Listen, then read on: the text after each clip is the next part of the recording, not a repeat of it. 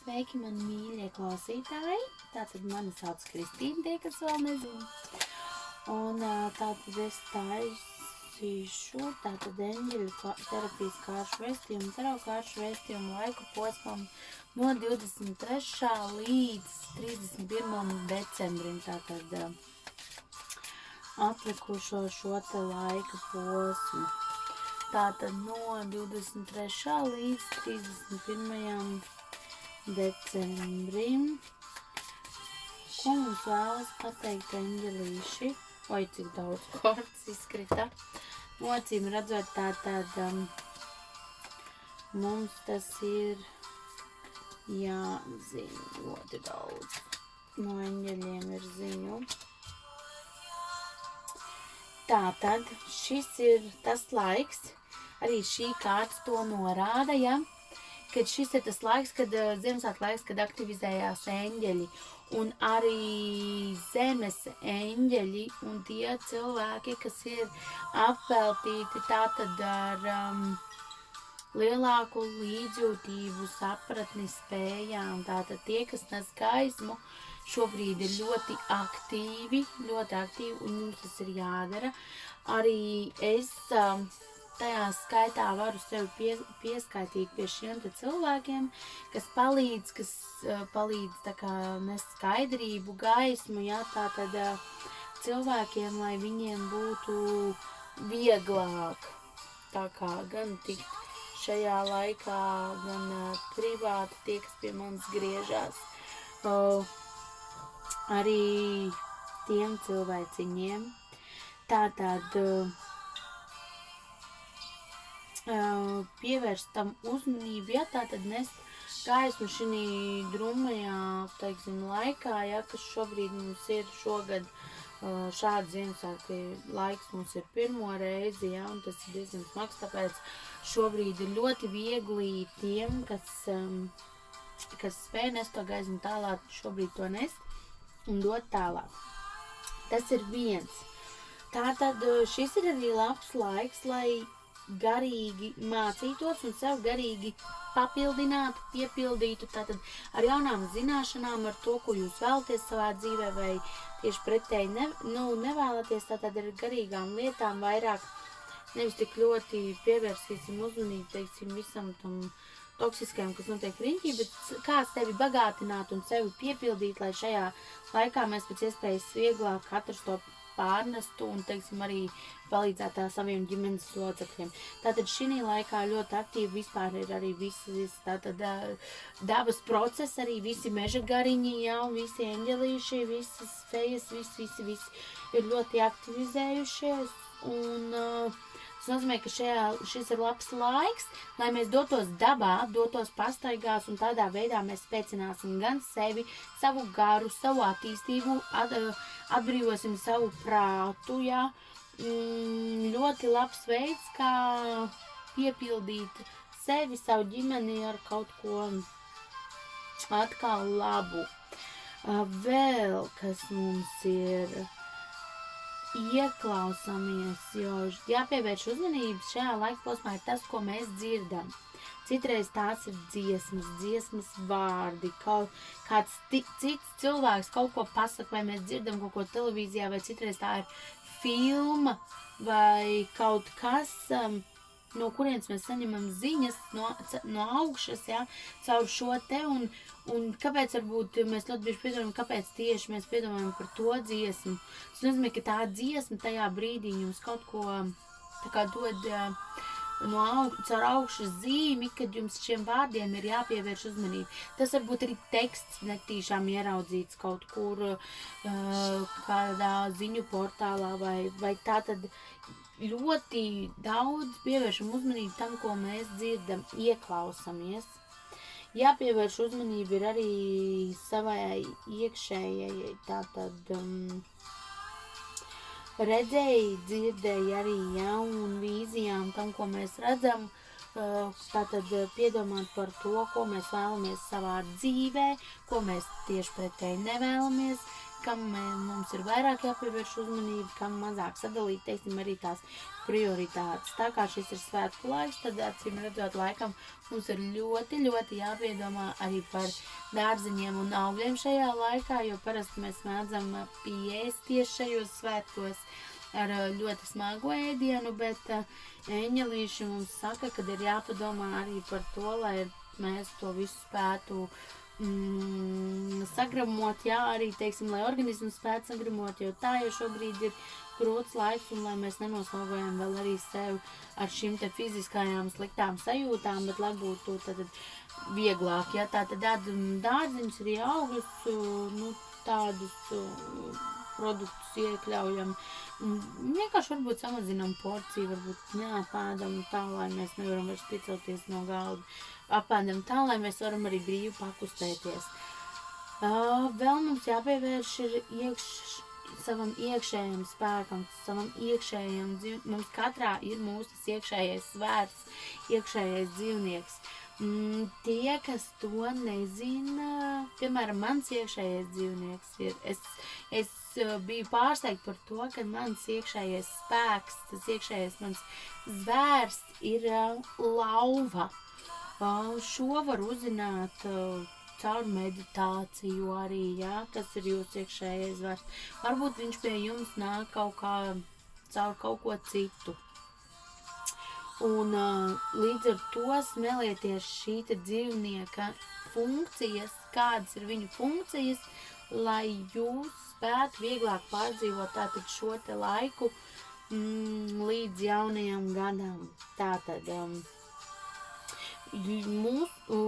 vēl īsumā arī par to, ka mūsu ķermenis jau signalizēs mums šajā laikā, kā mums ir jāpievērš uzmanība, kas mums ir nepieciešams, kā mums vajadzētu justies, lai mēs justos labi, jo tāpēc, ka ķermenis mums ļoti bieži saka priekšā jau, kas mums ir nepieciešams, kas mums ir vajadzīgs.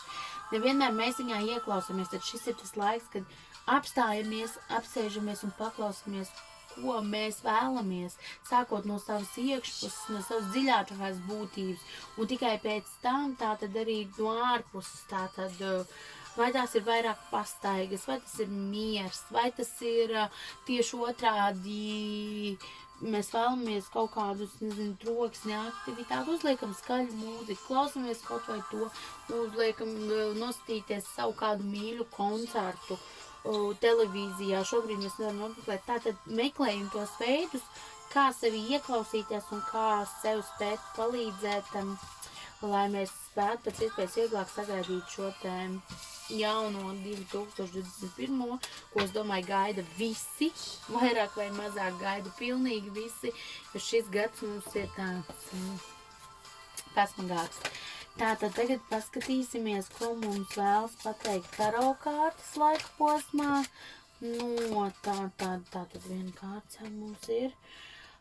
Tātad laika posmā no 23. līdz tātad 31. datumam. Tātad mums jau šoreiz, jā. Tātad paskatīsimies, ko mums vēlas teikt tātad.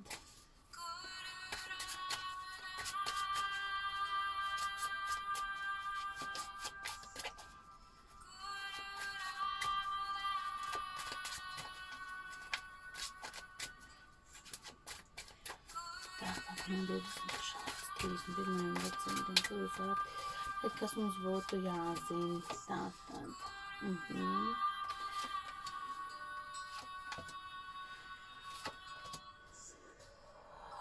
Tātad. Šis ir diezgan, teiksim tā, sākšu varbūt ne ar tik, varbūt pozitīvo, bet nobeigsim, lai tātad viss ir tādā pozitīvākā. Tātad ļoti noslogots laiks emocijām, mēs ļoti negribēsim ieklausīties nevienā un dzirdēt citus, mēs būsim ļoti noslēgti, ierāvušies sevī, bet ko es gribētu teikt, laužam to pāri. Laužam, kaut vai sazvanamies, nepaliekam svētkos vien, nenoslēdzamies. Līdz ko mēs noslēdzam, mēs sevi motivējam nevis uz pozitīvo dzīvē, bet tieši vēl dabonam spēriens pa pēcpusi.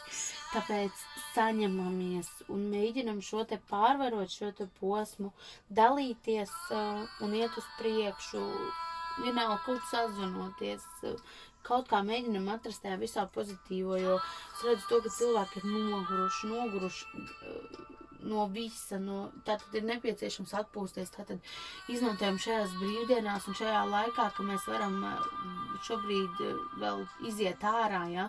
Iziet pastaigāties un aizbraukt kaut kur izstaigāties, braucam pie dabas, pie dzīvniekiem, jebkur, kur varam atpūsties tātad un rast mieru, aizbraucam.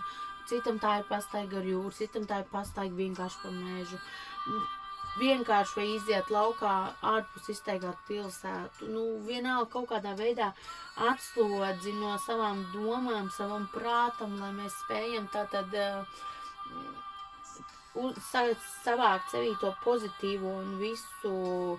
Ļoti jāuzmanās šajā laikā ar tiem cilvēkiem, kam ir problēmas ar sirdi, jo diemžēl, man liekas, arī iepriekš jau kaut kas bija, tas neatceros vairs, bet ļoti pievēršam uzmanību,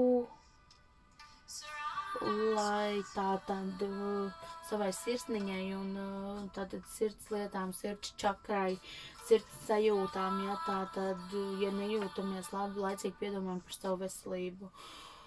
Vēl pastāv ļoti liels šķiršanās risks, tātad ļoti daudz šajā laika posmā izvēlēsies pārmaiņas savā dzīvē. Tas var būt gan attiecību pārtraukšana, gan darba pārtraukšana, ja tātad ļoti daudz zaudējumu.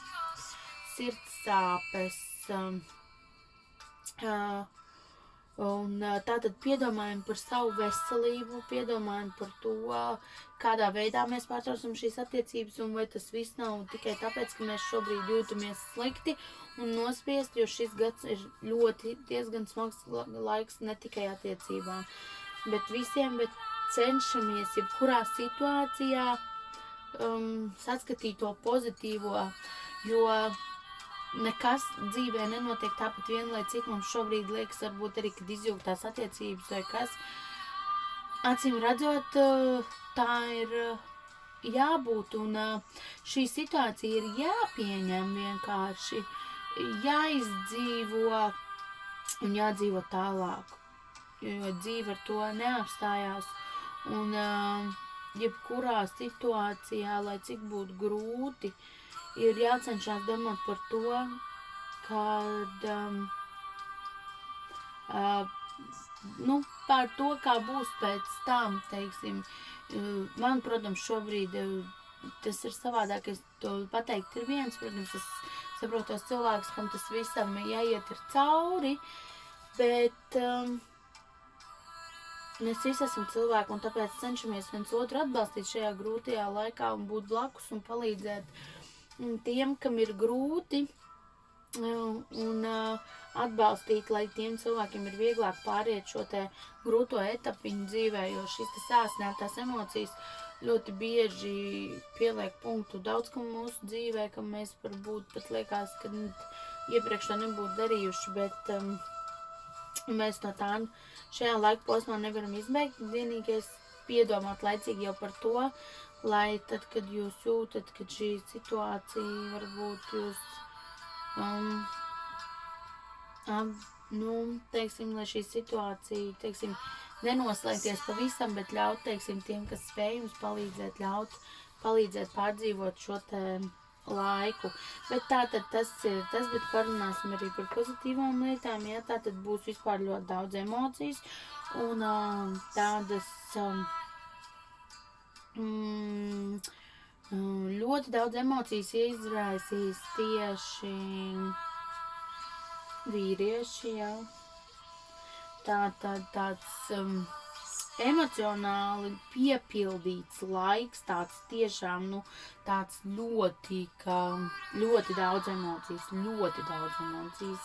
Domāsim arī, kā nopelnīt tātad, jā, un citi arī saņems ienākumus, tātad būs nopelnījuši, jā, tātad saņems samaksu par savu padarīto darbiņu vai kaut kādus citus tur no hobijiem, bet saņems tātad ienākums šajā laika posmā.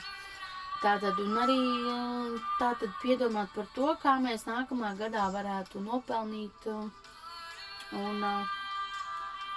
teiksim, piedomāt par finansēm tātad šajā laikā arī. Un vēl es redzu, ka ļoti labs laiks ir tāda grūtniecībai, ja iespējams vairākas sievietes izlems par to, ka šis ir tas laiks, kad viņi tomēr vēlas kļūt par māti. Tām sievietēm, kas šobrīd nevēlas tomēr, kam liekas, ka tomēr viņš šobrīd vai nav gatavs, vai vienkārši tāds laiks, kad šobrīd nē. Tām sievietēm es iesaku tomēr bišķi piedomāt par to, lai jūs nenonākt tādā situācijā, kad šī grūtniecība iestājas. Bet ļoti tātad labs laiks tātad arī izrādīt mātes mīlestību, ja mātes rūpes, parūpēties par bērniem, ja tātad izpaust mīlestību par to, šis ir ļoti labs laiks, lai pievērstos bērnu tēmai jebkurā gadījumā. Un tātad tas ir arī no manis viss, ja, šī gadā. Šajā gadā tas no manis būs viss, bet ko es vēlos teikt, kad šie ir ļoti labi brīdinājumi, lai mēs laicīgi piedomātu pie tā, lai mēs neielaistu šo situāciju. Vai arī tieši otrādi, ja jūs par šo situāciju jau ilgi esat nobrieduši un jūs esat gatavi spērt šo soli, tad šis ir tas laiks, kad tas ir jāizdara, tas ir jāsakārto. Tas būs no manis šodien, tātad viss par šo te laika posmu, bet es domāju, ka es arī uztaisīšu izvēles kārtas. Es nezinu, vai šodien, vai rīt, vai kur dienu precīzi nē, bet domāju, ka uztaisīšu atkal kaut ko tādu, un tad vēl man ir viena ideja, ko es gribētu izdarīt līdz. Tātad arī šim te posmam noslēdzamies. Tas, lai pagaidām paliek pārsteigums. Es ļoti ceru, ka es to paspēšu izdarīt, jo darbu ir daudz. Un jau laicīgi arī vēlos pateikt paldies saviem klientiem, kas pie manis ir griežušies. Vēlos jums pateikt lielu paldies. Un novēlēšu jau šajā video arī jums priecīgus un sirdsiltus Ziemassvētkus un saudzējam sevi, savus mīļos, jo šis laiks jau tā ir grūts un pārvarēsim to kopā, jo tikai kopā ir tas spēks, lai mēs iet un virzītos arvien vairāk un tālāk. Paldies jums, mani mīļie, un tā!